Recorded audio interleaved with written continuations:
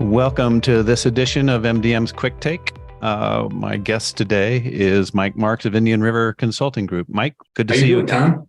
We're coming back after a bit of a break. You were in 100-degree weather, baking and racing cars in Florida, and I was on a trawler boat on Lake Superior, dodging 1,000-foot boats and shipping lanes in a fog on 38-degree water. So I'd rather be doing what I did. This week, I'd like to talk about business model transformation. We have discussed that from a bunch of different angles, and I think it's coming together. Before we dive into that, this is a shameless promo alert. So you know how at the beginning of podcasts and other programs, sometimes you get a warning about the use of foul language, Mike? Yes, and yes. And you may know more about that than some other people, but I wasn't going to go there. People tell me how many blankety blanks per hour I'm allowed to use in a presentation. Yes, it's actually been in a contract. Yeah, I can believe that. Actually, I've been to one or two of your presentations. So, okay, let's get down to it. The shameless promo alert is where we're going to end up with this conversation. Is going to talk about shift, because together. We've really been working over the last 6 months to pull together a program that obviously, after 7 years of us working together on these sales transformation events every single year, we're very passionate about, and we obviously think this is probably the best one we've ever pulled together as we continue to get scale every year with this. So where I'd like to start, though, is to talk about, we really are in this era of business model transformation, and I'd like to talk about the different dimensions about that. With everybody, we've kind of beat to death. Everybody is how the last 3 years have accelerated a bunch of different trends that have been going on for a long time. So where we are as we go into the back half of 2023 and into 2024, I think, is this has become where distributors initially focused on the digital transformation. Some have been on this journey of sales transformation from outside to inside to more multi-channel, omni-channel, and that's been our focus together. But we've also seen this rise of analytics as sort of the next wave of transformation. And I would say that we are right now in also adding to that mix culture and the whole talent equation because of all the challenges that we've been through. So where I'd like to talk and get your thoughts and just see where we go today is the different aspects of this and how they fit together, because I think really what we've done with a shift is to put together a program so everybody can get in the room and really share thoughts about the different aspects and the challenges and the necessity of thinking this through more holistically than just piece by piece by piece or project by project. Right. Well, I mean, let me comment on your shameless promo with something factual that people might not appreciate or don't understand. As we work with individual clients and we talk to them about all the disruptions and changes and what innovation leaders are doing, the clients we do with one-on-one are always surprised that I didn't know all that was going on. I only look at my industry. I had no idea. And so what shift is the content changes every single year. The people speaking change. And there's two things. One is, what is the research that's out that people can see so you get a sense of what's coming? But more importantly, we have companies that have been in this process in a loose cohort for 7 years. And as people do things, zebras like to hang with zebras. And we're actually taking the companies that are innovating. And you're right, we started with the sales thing. But what's happened is that people are coming in and sharing, well, this is what I did. 3 of these things went really well. This one turned to sour owl poop. And whatever you guys do, don't do that. And so, but that's where all this is happening. And frankly, from my point of view, I learned so much, right? I know I'm a speaker. I share something that I've learned and what we're doing. But I learned so much from what's going on. And then as I go out and share it, everybody's got this sort of shock thing. So I mean, it is the best one we've done. And I think the one next year will be even more interesting, because I think those 4 things you talked about, we're talking now about culture and analytics, digital and sales, all those things are converging.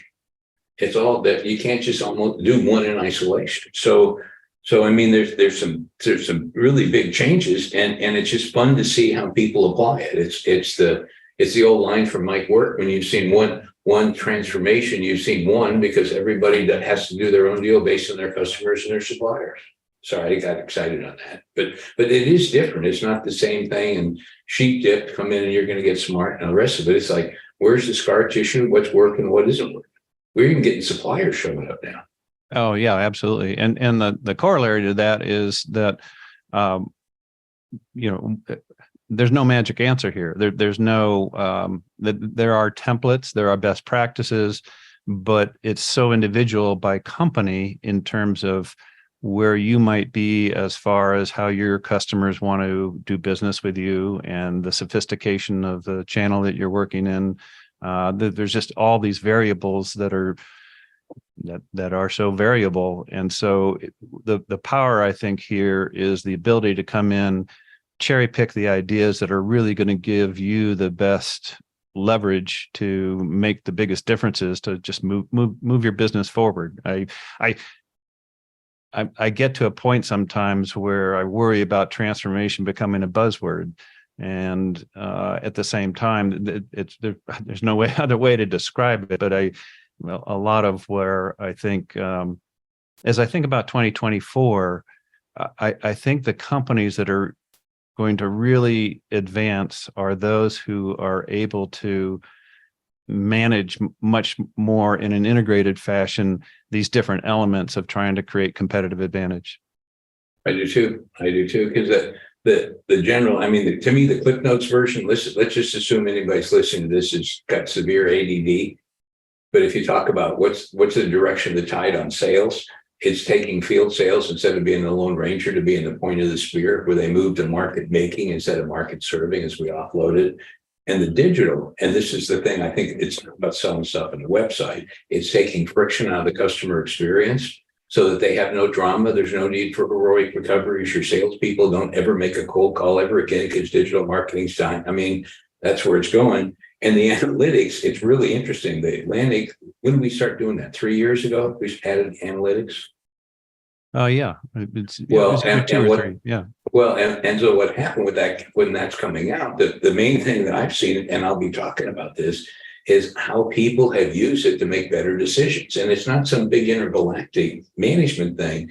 How does a salesperson, because things change so fast, how do they make better decisions on who I go see this afternoon? And the analytics have made such a difference in productivity that the really interesting thing is that once people get in and they start to figure out what it can do, it's almost like giving them a little bit of crack cocaine, and they go, I'm doubling down. And you got, Tony and a bunch of these other, Profit Optics. And I mean, we've got some Star Wars stuff, and people are going, I didn't know you could do that, So anyway, that's fun. And then the culture, going back to our buddy Brent Grover, what people have finally figured out, I asked him how he got so much money selling his company, and he was in the paper business, and he said, Mike, I got the best people. When I got the best people, I got the best customers. And once I had the best customers, I could have any supplier I wanted.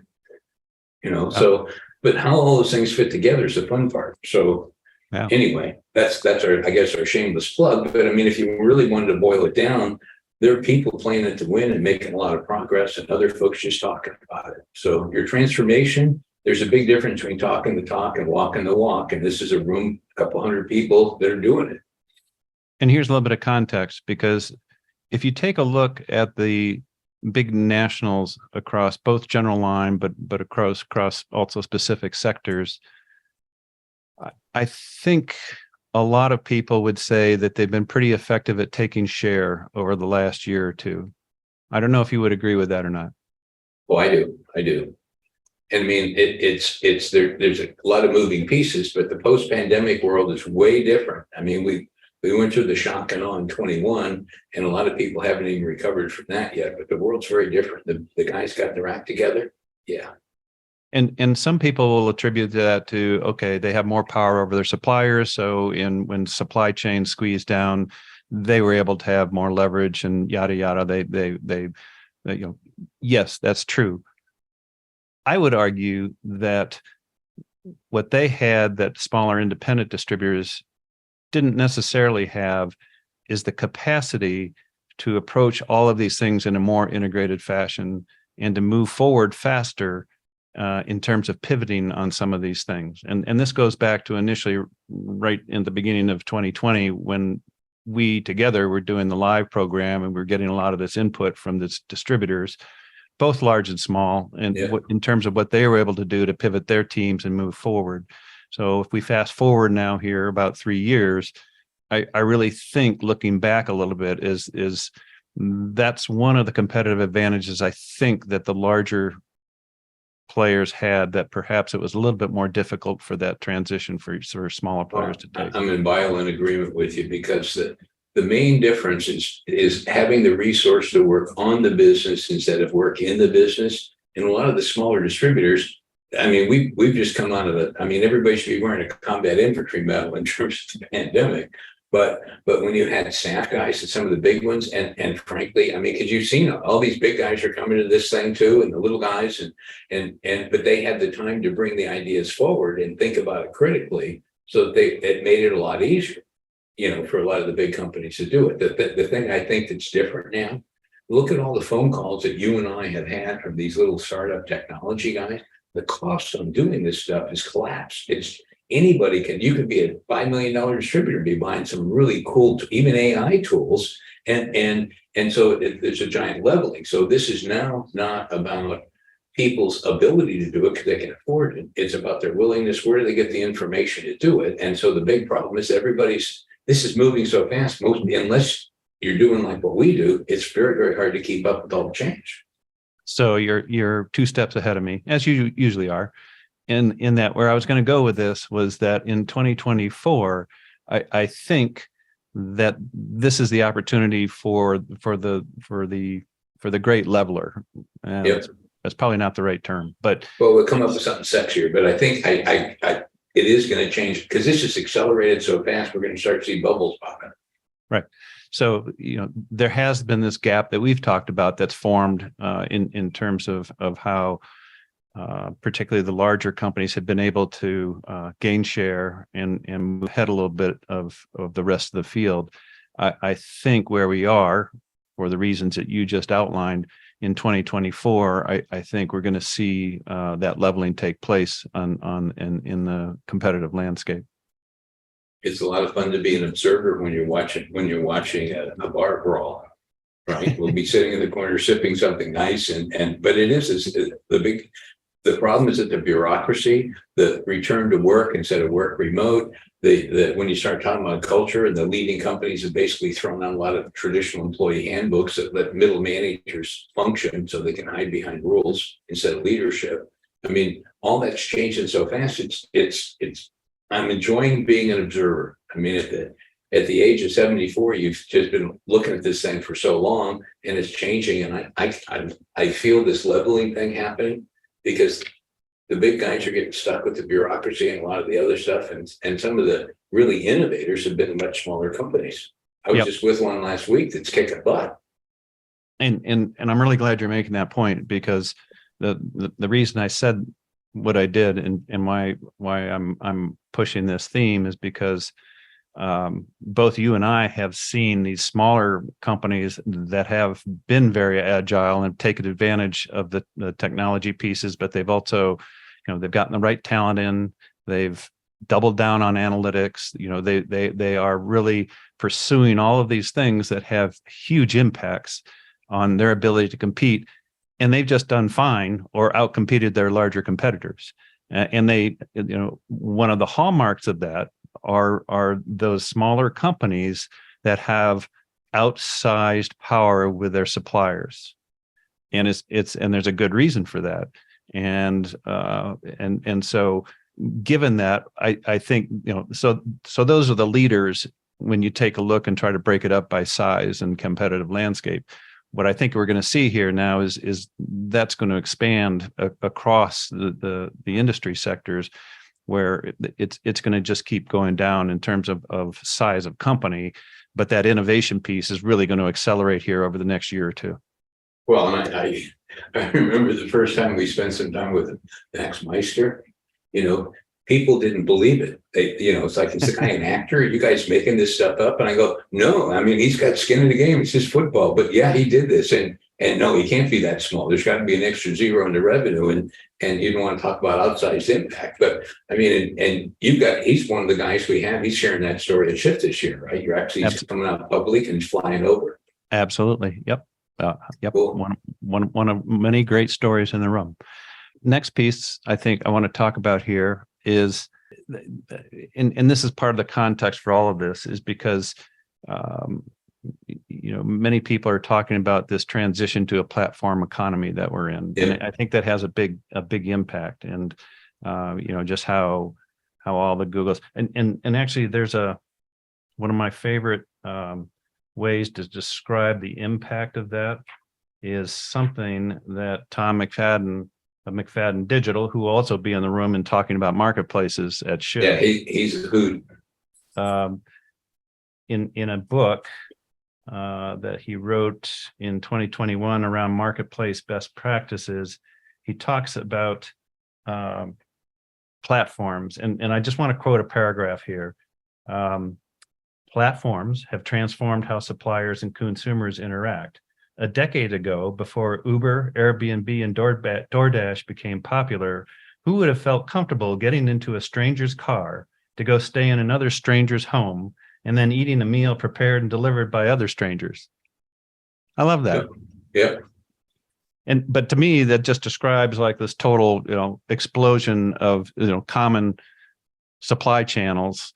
And, it's and Mark Dancer's doing a lot of work about how distributors can really rethink what the pipeline model is, where the distributors have traditionally played. And I know we're going to be diving into that at Shift as well, as far as what that looks like, from what is this shift in terms of the historic middleman connector roles that distributors have played, and what that's going to look like going forward. Well, we have to talk about it, I think. And you mentioned Mark Dancer.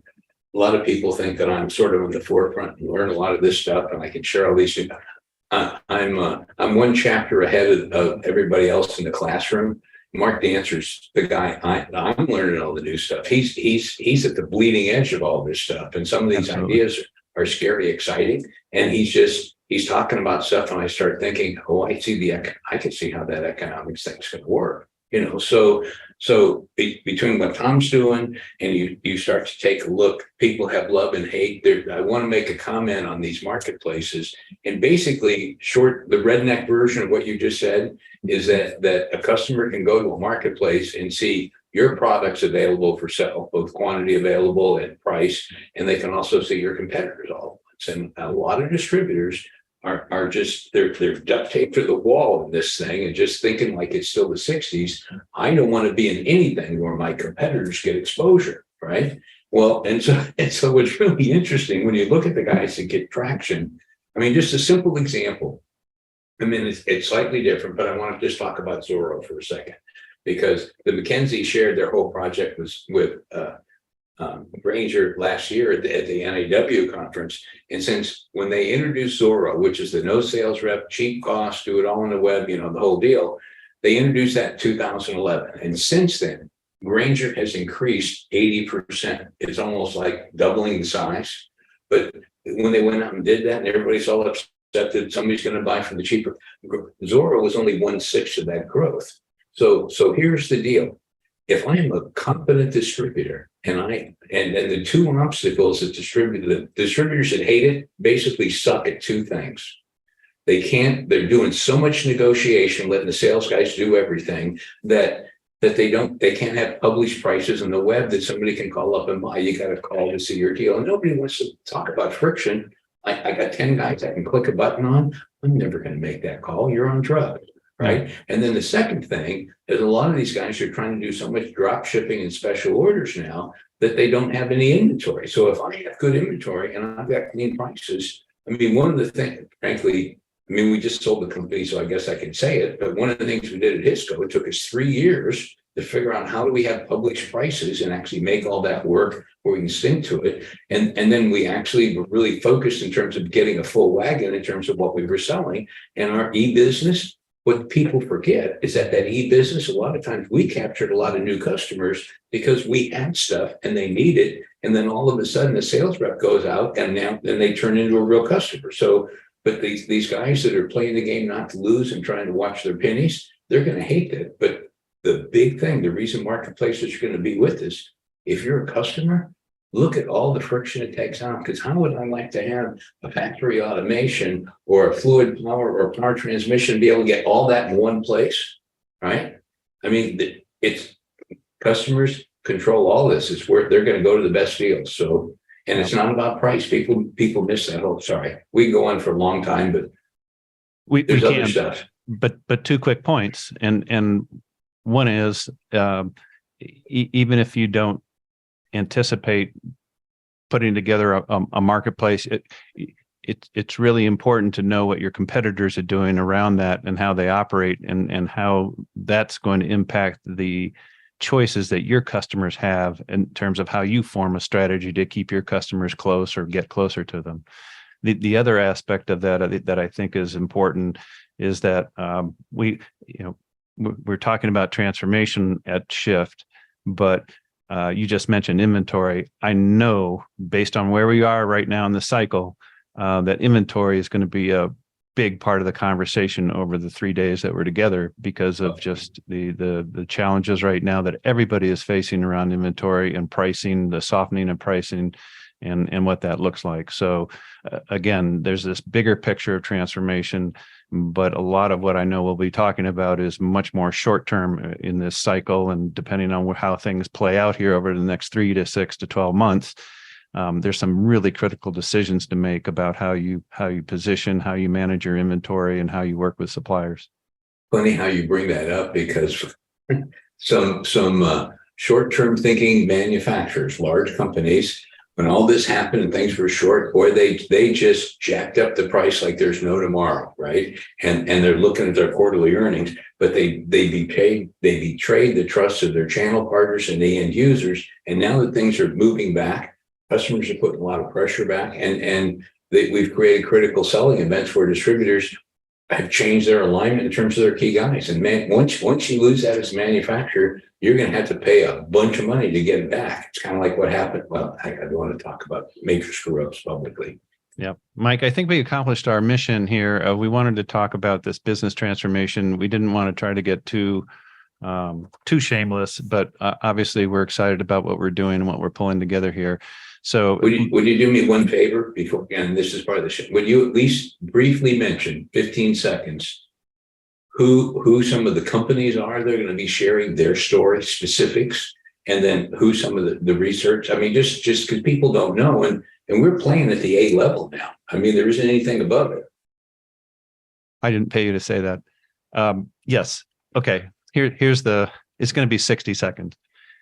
The way we're framing this is we're bookending this with workshop type sessions. We're going to kick it off, and you and I are going to kick off the first 2 hours of this conference on Monday afternoon, where we're going to actually have people in roundtable discussions and doing some assessments and conversations around where they are in the journey to really benchmark that for what's going to come the next 2 days. And it's going to be specifically conversations around sales process, around analytics, around digital, and also around culture and talent. So after those 2 hours, going to come out and everybody's going to have a tool they can take back with their teams, or hopefully we'll have their teams in the room to work on at the event, to really benchmark where they are and the pieces of transformation across those dimensions that we talked about today and where they can take those. So diving in the next 2 days, Motion, Industries, Global Industrial, going to have fireside chats with the leaders there. Going to have ADI Global, Wesco on panels, and many other distributors of all sizes. You mentioned Max Meister of Ludwig Meister of Munich, Germany, that's done some incredible things there in terms of change of their business model. McKinsey, Gartner, McFadden Digital, a lot of research, our own AI research project that we are going to be releasing in September and highlighting on stage. It's at a great place. So my punchline here, Mike, is the power shift is really that we're putting on the table all of the business model dimensions in one room that we talked about, not isolated. Each of these aren't appropriate for every company, and some are more important, and you have to prioritize. And that's I really think people are going to come out of this and be able to prioritize that for where they can really get the most bang for the buck going into 2024. If you're a junior sales manager or director of sales or regional manager, you go to this conference, you're going to know more about what's coming next than your CEO and your senior VP of sales and marketing. I mean, it's just people don't have time to go look. This is where it's all in one place. Mike, thanks for the conversation as always. Look forward to the next one. I do too. So take care, man. Have a great weekend. Bye-bye. Bye-bye.